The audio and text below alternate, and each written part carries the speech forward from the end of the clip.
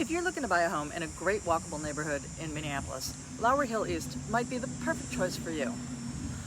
Also called the Wedge or Lena, this is one of the most vibrant and eclectic neighborhoods you're going to find in Minneapolis.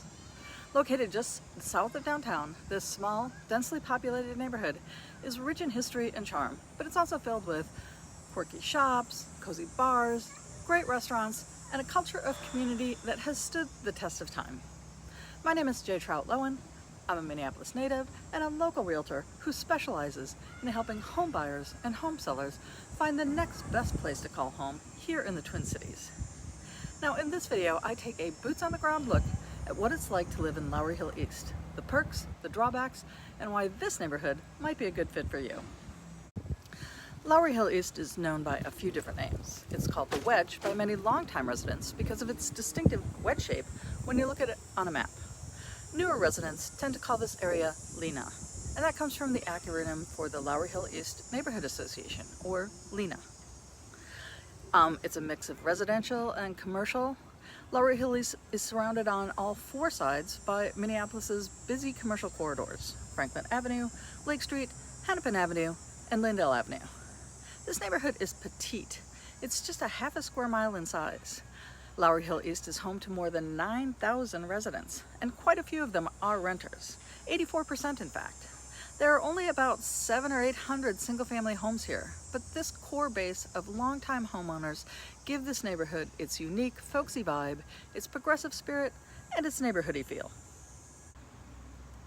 Now, in the heart of Lena, you're going to find tree-lined streets dotted with a mix of 19th and early 20th century homes, and small brick apartment buildings like this one. I have to confess, my first two apartments were in this neighborhood many years ago. This one, and the other one was this gorgeous Victorian home on Bryan Avenue. Back in my day, it had been chopped up into tiny little apartments. I lived in the Garrett apartment here, and most of the rest of the apartments were occupied by members of the Wolverines Classic Jazz Orchestra. Now, I can still hear the sound of them practicing.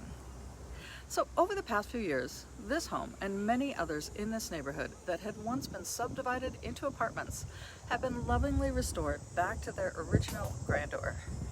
Now, this home is one of 6 painted ladies on the block that were built back in 1892 following the opening of the Lindale Avenue streetcar line. Now that's some real Minneapolis history. As I mentioned earlier, single-family homes are kind of a minority here in Lena, and over the past 3 years, there have only been about 25 homes listed for sale here. The median home sale price for a single-family home in Lowry Hill East is around $500,000. Now, as you might expect, there have been about 3 times as many condos and townhomes for sale in the past few years, and the median price for a condo or a townhome is a more modest $199,000. So there are really great opportunities here for first-time home buyers, for move-up buyers, and for fans of historic homes.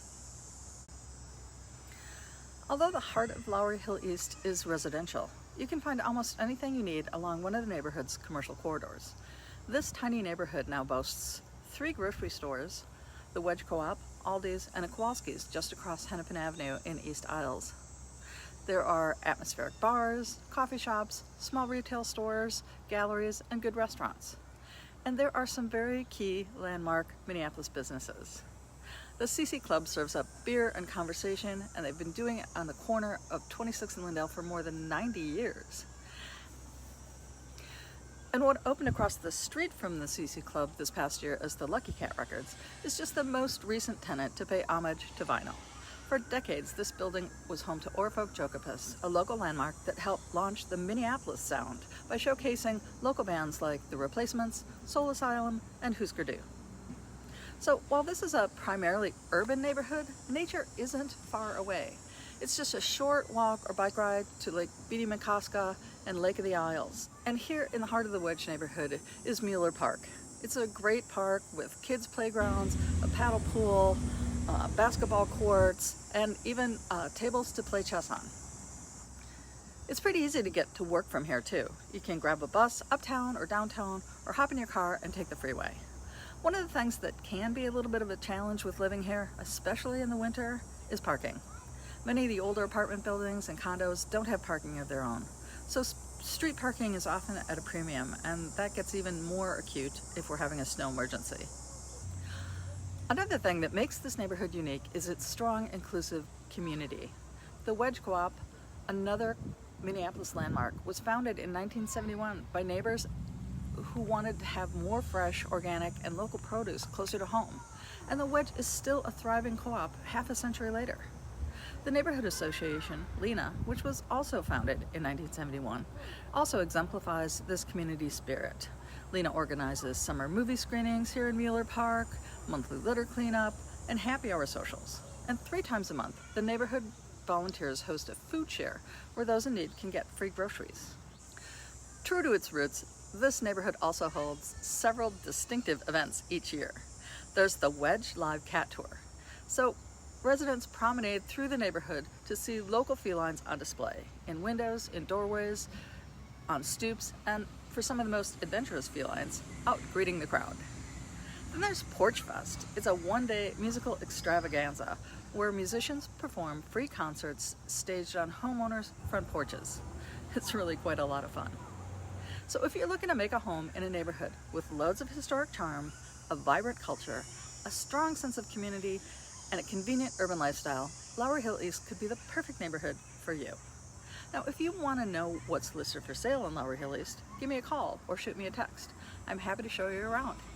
Thanks so much for watching.